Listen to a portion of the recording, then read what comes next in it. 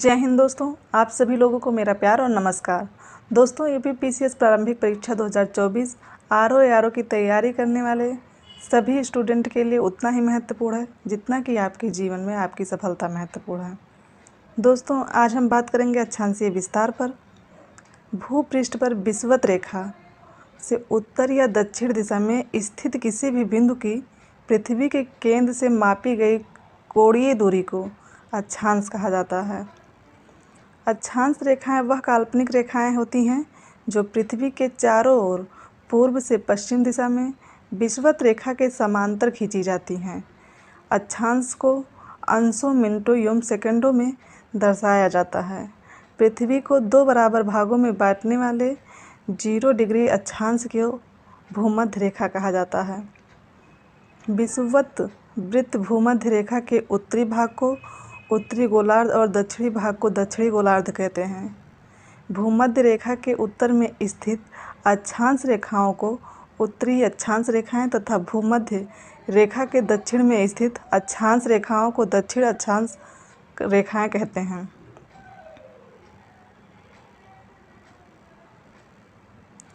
यदि अक्षांश रेखाओं को 1 डिग्री के अंतराल पर खींचा जाए तो उत्तरी गोलार्ध में 89 अक्षांश रेखाएं तथा दक्षिण गोलार्ध में 89 अक्षांश रेखाएं होंगी।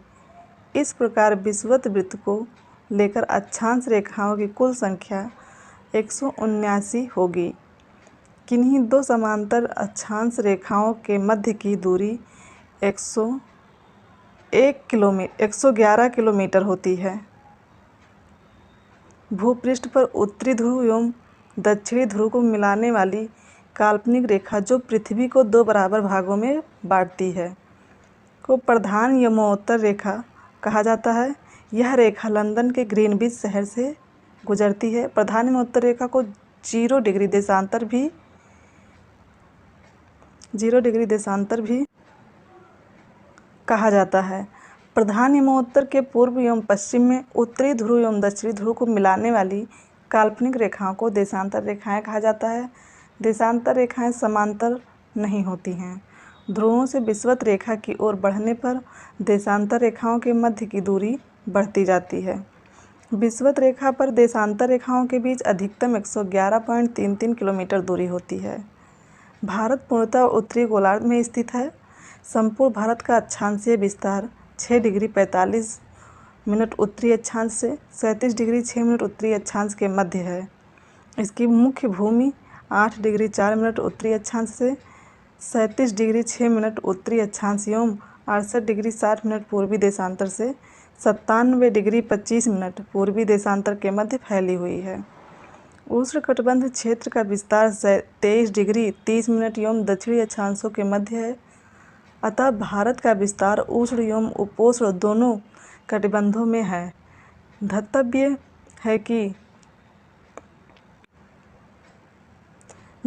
है कि निम्न अक्षांश 0 डिग्री से उच्च अक्षांश 90 डिग्री की ओर जाने पर दिन और रात की अवधि में अंतर आता है।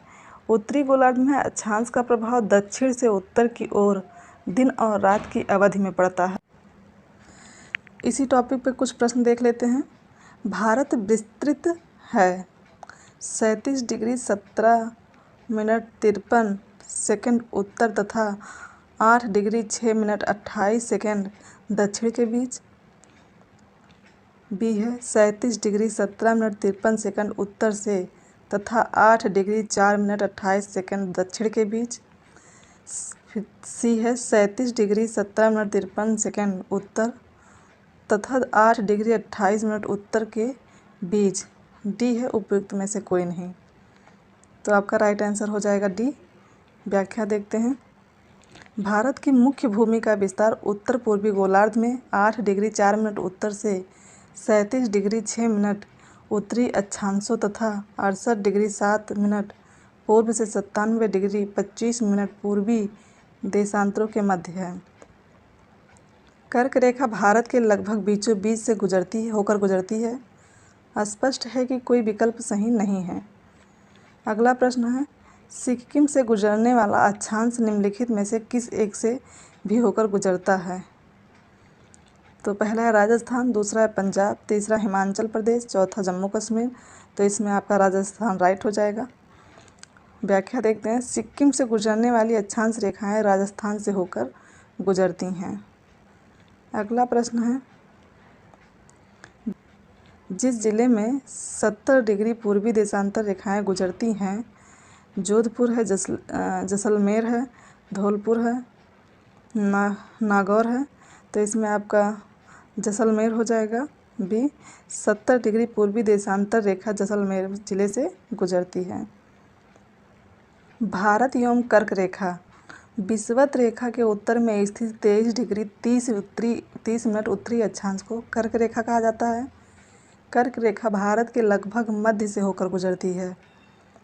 कर्क रेखा भारत के कुल 8 राज्यों से होकर गुजरती है, जिनमें गुजरात, राजस्थान, मध्य प्रदेश, छत्तीसगढ़, झारखंड, पश्चिम बंगाल, त्रिपुरा, मिजोरम है। सूर्य के उत्तरायण होने के बाद से ही उत्तरी गोलार्ध में दिनों की अवधि बढ़ती जाती है। 21 जून को सूर्य उत्तरायण स्थिति के सर्वोच्च बिंदु पर होता है। जून माह में कर्क रेखा के उत्तर जाने पर दिनों की अवधि बढ़ने लगती है। माही नदी कर्क रेखा को 2 बार पार करती है। महत्वपूर्ण भारतीय नगरों की अक्षांशीय स्थिति। स्थल उत्तरी अक्षांश, Agartala 23 degree 50 minute, Gandhinagar 23 degree 19 minute, Jabalpur 23 degree 11 minute, Ujjain 23 degree 9 minute, Kolkata 22 degree 30 minute, Kolkata 22 degree 30 minute, Nagpur 21 degree 9 minute, Ahmedabad 23 degree 2 minute, Varanasi 25 degree 18 minute, Bhopal 23 degree 25 minute. इस टॉपिक से भी कुछ प्रश्न देख लेते हैं। कर्क रेखा किस राज्य से होकर गुजरती है? कर्क रेखा किस राज्य से होकर गुजरती है? तो ऑप्शन में है उड़ीसा, बिहार, उत्तर प्रदेश, आंध्र प्रदेश। तो यह बिहार का झारखंड हो जाएगा सही आंसर। व्याख्या देखते हैं। कर्क रेखा पर पड़ने वाले भारत के राज्य कुल 8 राज्य हैं, जिसमें गुजरात, राजस्थान, मध्य प्रदेश, छत्तीसगढ़, झारखंड, पश्चिम बंगाल, त्रिपुरा और मिजोरम है।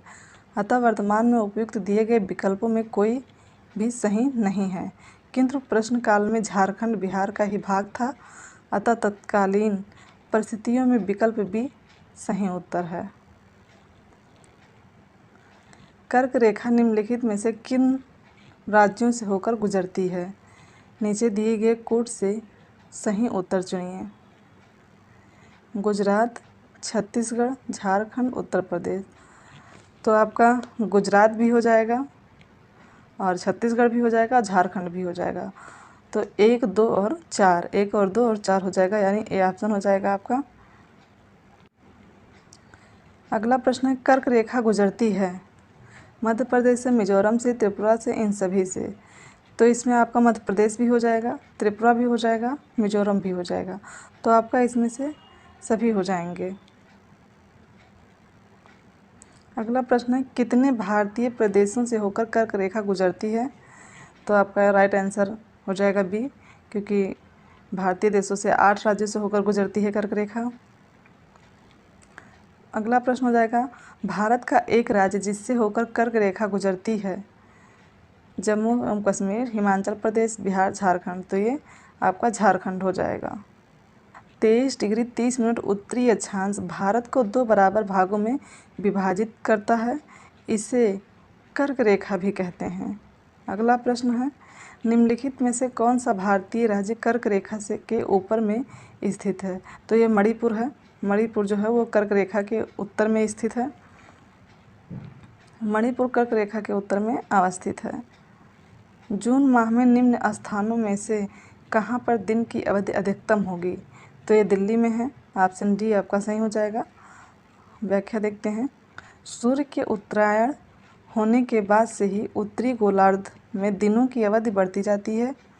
21 जून को सूर्य उत्तरायण स्थिति के सर्वोच्च बिंदु पर होता है। इस माह में कर्क रेखा से उत्तर जाने पर दिनों की अवधि बढ़ने लगती है। दिल्ली की स्थिति उपयुक्त विकल्प में सबसे उत्तर है। अतः यह दिन की अवधि अधिकतम होगी। अतः यहाँ दिन की अवधि अधिकतम होगी। अगला प्रश्न है, निम्नलिखित में से कौन सा शहर कर्क रेखा से सबसे निकटस्थ है? तो यह जबलपुर होगा। व्याख्या देखते हैं। विकल्प में दिए गए शहरों की अक्षांशीय स्थिति इस प्रकार से है। स्थान अक्षांश: जबलपुर 23 डिग्री 11 मिनट उत्तर से, अहमदाबाद 23 डिग्री 2 मिनट उत्तर से, उज्जैन 23 डिग्री 9 मिनट उत्तर से, वाराणसी है 25 डिग्री 18 मिनट उत्तर से। उपयुक्त शहरों की अक्षांशीय स्थिति के अनुसार कर्क रेखा के सर्वाधिक निकट का शहर जबलपुर होगा, क्योंकि जबलपुर के अक्षांश एवं कर्क रेखा मध्य अक्षांशीय अंतर सबसे कम है। अगला प्रश्न है, निम्नलिखित भारत की नदियों में से कौन कर्क रेखा को 2 बार पार करती है? तो ये आपका हो जाएगा माही नदी। माही नदी कर्क रेखा को 2 बार पार करती है। यह मध्य प्रदेश से उद्गमित होकर राजस्थान गुजरात में प्रवाहित होते हुए खंभात की खाड़ी में गिरती है। धन्यवाद।